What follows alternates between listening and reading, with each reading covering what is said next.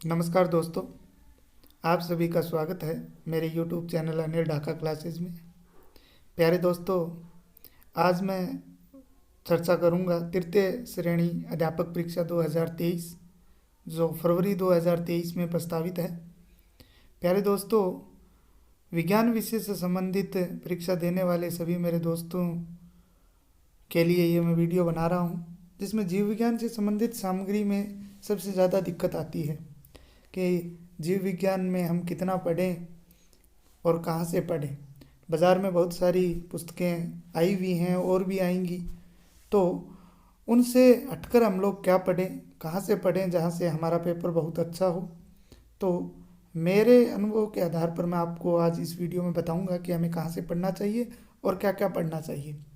हम बाज़ार से कोई भी पुस्तक लेकर पढ़ सकते हैं, लेकिन जो राजस्थान बोर्ड द्वारा जारी की गई पुस्तकें हैं उनके बारे में हम बात करेंगे कि उनमें क्या क्या दिया हुआ है, हमारे पाठ्यक्रम के अकॉर्डिंग कितना है, उनमें कौन से चैप्टर में कितना दिया हुआ है और हमें कितना पढ़ना है।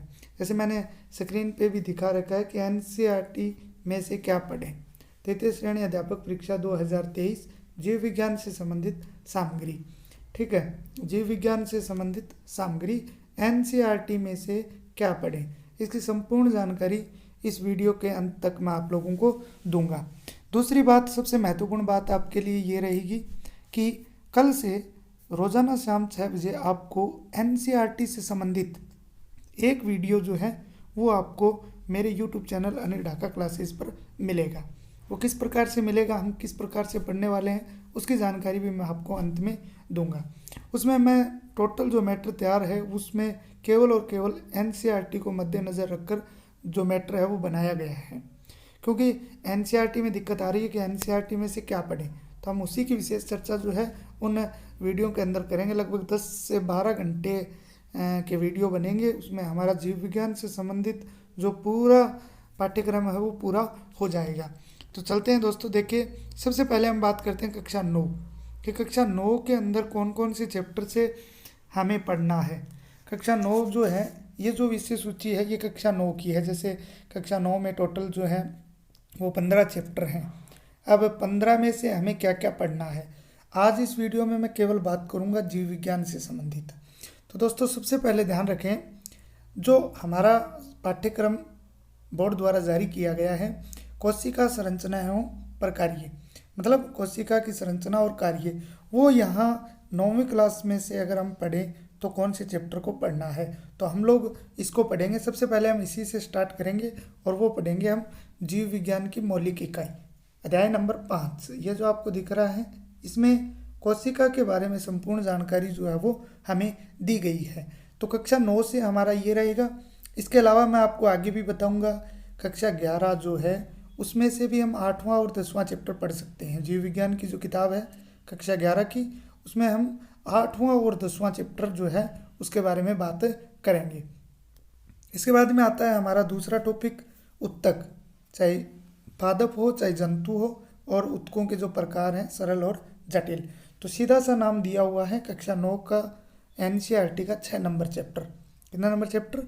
6 नंबर चैप्टर जो है वो दिया हुआ है और उसका अध्ययन हम लोग विस्तार से करेंगे। इसके बाद में बात करते हैं अगला, जैव प्रक्रम, पोषण, श्वसन, परिवहन, उत्सर्जन। देखिए, उत्तक के बारे में एक बात और बताना चाहूँगा आपको कि ये कक्षा 9 का तो छठा चैप्टर है ही है।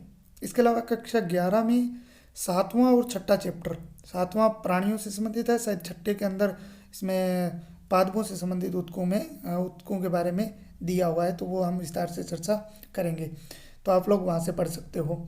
इसके अलावा बात करते हैं अब जैव प्रक्रम की। तो ये कक्षा 10 जो है, कक्षा 10 पे हमें चलना होगा, क्योंकि 9वीं कक्षा के अंदर जीव विज्ञान अगर आपको पढ़नी है तो ये 2 ही चैप्टर आते हैं हमारे सामने। कौन कौन से? 5वां और छठा। इसके अलावा आपको बायोलॉजी से संबंधित कोई मैटर इस बुक से नहीं पढ़ना है। पहली बात तो ये है महत्वपूर्ण। ठीक है, मैं क्या कह रहा हूँ, बायोलॉजी से संबंधित। वैसे केमिस्ट्री में ये भी है, ये भी है, ये भी है, ये भी है। ठीक है, आगे हम फिजिक्स की बात करें तो आगे गति, बल, गति के नियम, गुरुत्वाकर्षण, ये सब दिए हुए हैं। लेकिन जीव विज्ञान से संबंधित आप 5वां और छठा चैप्टर जो है वो पढ़ सकते हो। ओके, यहाँ तक बात क्लियर है। अब आगे चलते हैं हमारे तीसरे टॉपिक पर, जैव प्रक्रम पर। तो आ जाते हैं 10वीं क्लास। ये जो विषय सूची है ये कक्षा 10 की है। तो देखिए 10वीं क्लास का छठा चैप्टर, एनसीईआरटी जो बुक है उसका 6 नंबर चैप्टर, स्पष्ट लिखा हुआ है जैव प्रक्रम। वही टॉपिक सेम टू सेम नाम जो है हमारे पाठ्यक्रम में लिखा हुआ है जैव प्रक्रम। तो हम इसको पढ़ सकते हैं, ठीक है। और हम लोग वीडियो के अंदर इसको विस्तार से पढ़ेंगे, क्या क्या मैटर है इसमें उसकी विशेष चर्चा हम लोग करेंगे। बहुत ही शानदार तरीके से नोट्स बनाए हुए हैं और साथ में हम लोग पूरा जब जैसे ही टॉपिक होता है उसके बाद 25-30 प्रश्नों को भी हल करेंगे। इसके बाद में अगला टॉपिक आता है नियंत्रण एवं समन्वय। नियंत्रण एवं समन्वय सेम टू सेम नाम दिया हुआ है कक्षा 10 का 7वां चैप्टर। कौन सा चैप्टर? 7वां चैप्टर, नियंत्रण एवं समन्वय हम लोग पढ़ेंगे, ठीक है। इसके बाद में चलते हैं आगे, जीव में जनन। जीव में जनन की यदि बात करें तो कौन सा है? जीव जनन कैसे करते हैं, 8वां चैप्टर। इसके अलावा भी हम बहुत सारी बातें पढ़ेंगे, जैसे कक्षा 12 जीव विज्ञान का पहला और तीसरा चैप्टर। इसके बारे में अगर हम थोड़ा सा ऊपर लेवल में जाते हैं तो 12वीं क्लास का पहला और तीसरा चैप्टर हम इसके बारे में पढ़ेंगे, ठीक है। इसके अलावा 10वीं क्लास में यदि बात करें तो जनन में हार्मोन की भूमिका भी इसमें आ जाएगी, या फिर 12वीं क्लास के पहले और तीसरे चैप्टर में आ जाएगी। तो दोस्तों यहाँ पर भी ध्यान रखें, इसके अलावा 10वीं क्लास में जीव विज्ञान से संबंधित आपको कुछ भी नहीं पढ़ना है। 6 नंबर चैप्टर, 7 नंबर चैप्टर और 8 नंबर चैप्टर, ये जीव विज्ञान से संबंधित चैप्टर रहेंगे जो हम विस्तार से अध्ययन करेंगे। इसके बाद में चलते हैं आगे, रोग। तो रोग के लिए कक्षा 9 और 10 में तो ज़्यादा विस्तार से दे नहीं रखा है, कक्षा 11 में भी कुछ ज़्यादा नहीं है। हम चलते हैं कक्षा 12 पे। देखिए 12 में स्पष्ट दिया हुआ है मानव स्वास्थ्य एवं रोग, 8वां चैप्टर, मानव स्वास्थ्य एवं रोग। इसकी हम लोग बात करेंगे विस्तार से।